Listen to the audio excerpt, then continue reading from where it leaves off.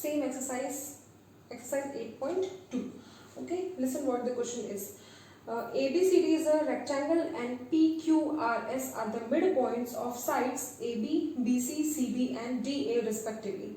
Show that quadrilateral PQRS so formed is a rhombus. Okay, we are given that ABCD is a rectangle and P is midpoint of AB, Q is midpoint of BC, R is midpoint of CD and S is midpoint of DA.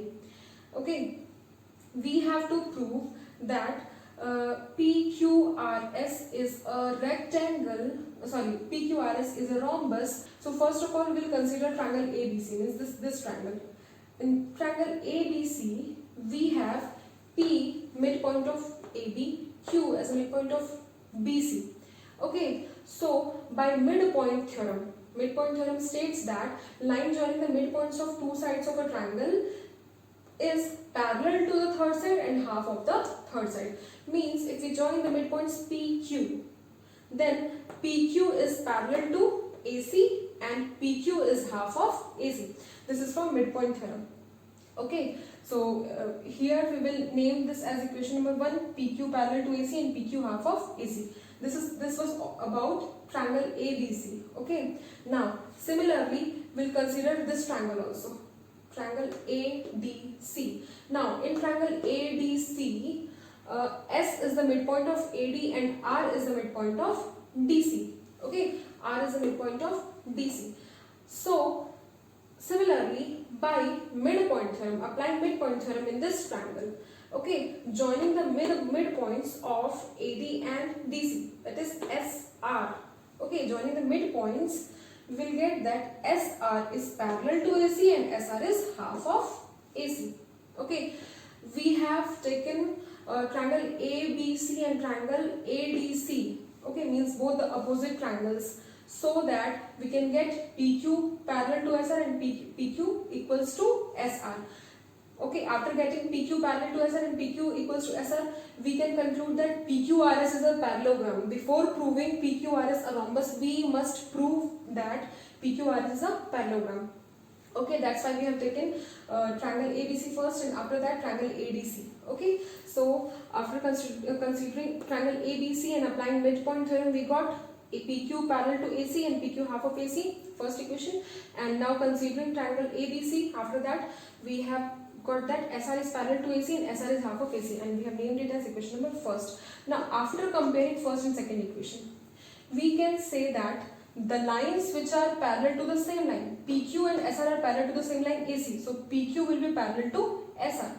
Okay, lines PQ and SR are parallel to the same line AC, so PQ is parallel to SR, and PQ is half of AC and SR is also half of AC. So from here we can conclude that PQ is equals to SR. Okay, now in quadrilateral PQRS we got PQ parallel to SR and PQ is equals to SR, means one pair of opposite sides parallel and equal. Okay, hence PQRS is a parallelogram. Now PQRS is a parallelogram, it means its other pair of opposite side will be also parallel and equal. Other pair is PS and RQ. Okay, if PQRS is the parallelogram, then PS will be parallel to RQ and PS will be equals to RQ. And name this as equation number 3rd. Why? Because they are opposite sides of the parallelogram. Okay, now again consider triangle BCD. We'll again consider triangle BCD. Triangle BCD is this triangle. Okay, again we'll apply midpoint theorem, as Q is the midpoint of BC and R is the midpoint of CD. Okay, Q and R are the midpoints of BC and CD. So the line joining the midpoints Q and R, okay, QR will be parallel to BD and QR will be half of BD. Okay, so QR is parallel to BD and QR is half of BD. Name this as equation number 4th. Now we have to compare these all equations, first, second, third and fourth. See, from first and second equation we have PQ is equals to SR is equals to half of AC. Okay, so after comparing first and second equation, we can conclude that PQ is equals to SR is equals to half of AC. At the same time, after comparing second and third equation, third and fourth equation, see third equation, in third equation, PS is equals to RQ, and in fourth equation, RQ or QR, here I have written QR is half of BD. So, from third and fourth, we can write it as PS is equals to RQ is equals to half of BD. Okay, so after comparison of these all four equations, we got this PQ is equals to SR is equals to half of AC, and PS is equals to RQ is equals to half of BD. PQ is equals to SR is half of AC, and RQ is equals to PS is half of BD. Okay, now name this as equation number 5th. Okay, after this, see, if ABCD is a rectangle, then its diagonals are equal. So diagonal AC will be equals to diagonal BD.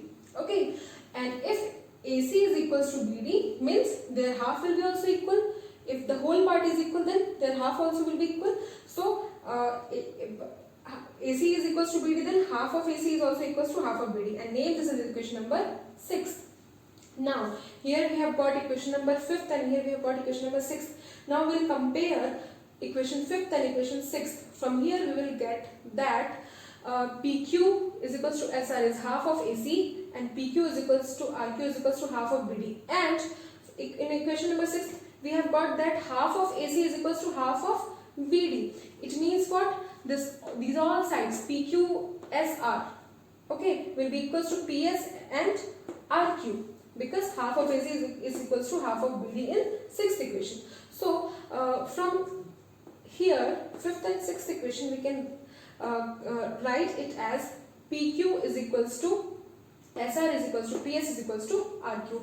Means in parallelogram PQRS, here I have written PQRS is a parallelogram. In parallelogram PQRS, we got all the sides PQ, QR, RS and SP, PS equal. It means what? PQRS is a rhombus.